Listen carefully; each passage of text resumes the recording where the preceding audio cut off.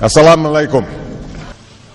Many other Americans have Muslims in their families or have lived in a Muslim majority country.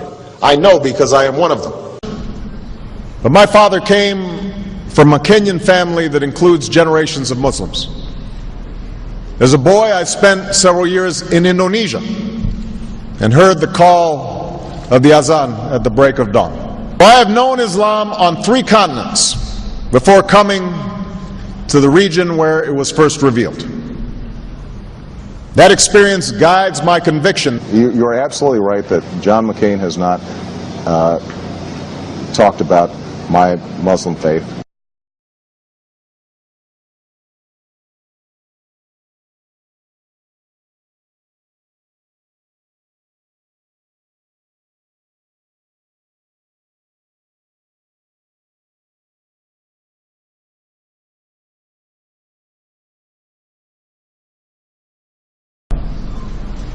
As the Holy Quran tells us, the Holy Quran teaches that, the Holy Quran tells us, and the Holy Quran also says,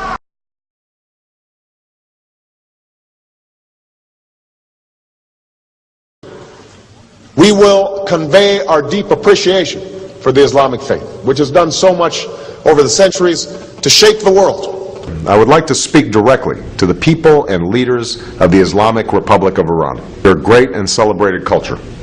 Over many centuries, your art, your music, literature, and innovation have made the world a better and more beautiful place. We know that you are a great civilization, and your accomplishments have earned the respect of the United States and the world. I also know civilization's debt to Islam. It was Islam at places like Uluzara that carried the light of learning through so many centuries, paving the way for Europe's Renaissance and Enlightenment. It was innovation in Muslim communities that developed the order of algebra, our magnetic compass and tools of navigation, our mastery of pens and printing, our understanding of how disease spreads and how it can be healed. Islamic culture has given us majestic arches and soaring spires, timeless poetry and cherished music, elegant calligraphy, and places of peaceful contemplation. They have fought in our wars, they have served in our government, they have stood for civil rights, they have started businesses, they have taught at our universities, they've excelled in our sports arenas, they've won Nobel Prizes, built our tallest building, and lit the Olympic torch. And when the first Muslim American was recently elected to Congress, he took the oath to defend our Constitution using the same Holy Quran. In ancient times and in our times, Muslim communities have been at the forefront of innovation and education.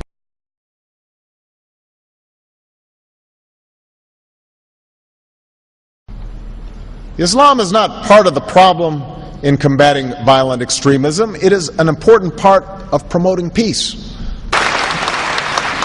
The enduring faith of over 1 billion people is so much bigger than the narrow hatred of a few. In the United States, rules on charitable giving have made it harder for Muslims to fulfill their religious obligation.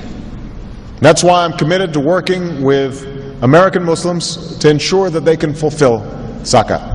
It is important for Western countries to avoid impeding Muslim citizens from practicing religion as they see fit.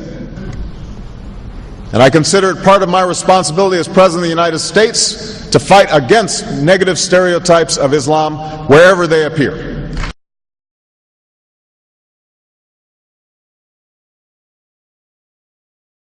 We are no longer a Christian nation. We do not consider ourselves a Christian nation. The United States has been enriched by Muslim Americans. Since our founding, American Muslims have enriched the United States. Islam has always been a part of America's story. There is a mosque in every state in our union, and over 1,200 mosques within our borders. One of the points I want to make is that if you actually took the number of Muslims Americans, we'd be one of the largest Muslim countries in the world. Let there be no doubt, Islam is a part of America.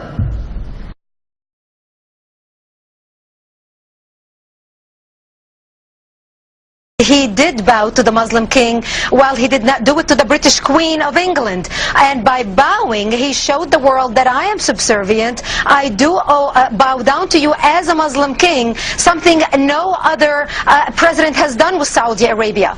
The Saudi king is his peer. He is not his subordinate in order to bow for him, and this is exactly what Obama did.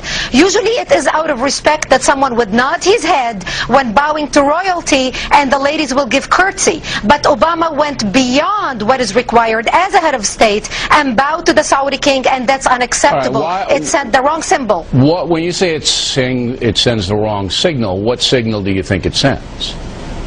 It sent a message that Islam is superior to any other master or king or president in the world, that an American president bowed to a Muslim king. It also sent a message that terrorism and jihadism is giving Islam the respect it should have on the world stage, to the point that it made an American president, for the first time in history, bow to a Muslim king.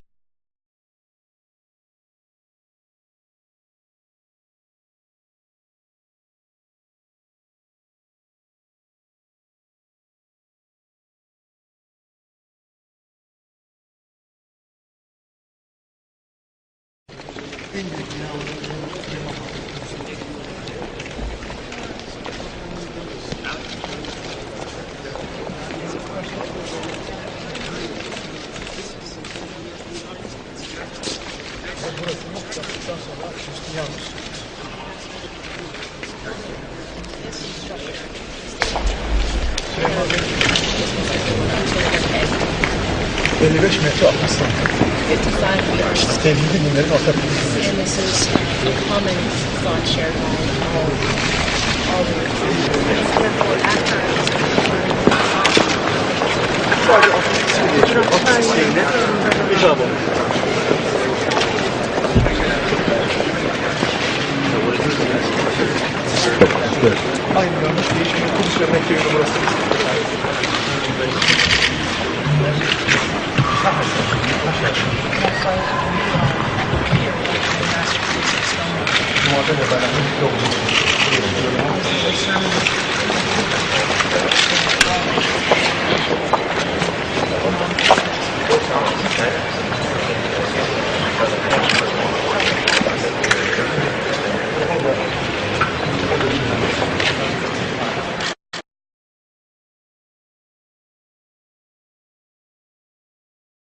Presidential candidate Barack Obama is trying to change political fashion. He gave a speech in Iowa City today, and he wasn't wearing an American flag pin. Those pins have become synonymous with politicians since 9/11. Obama says he doesn't like how the pin has come to represent patriotism in America. I won't wear that pin on my chest. It's a little weird, Alan, that in the middle of the campaign the guy takes off the American flag that most people wear because they're proud of their country. Let me speak as clearly and as plainly as I can. America is not and never will be at war with Islam.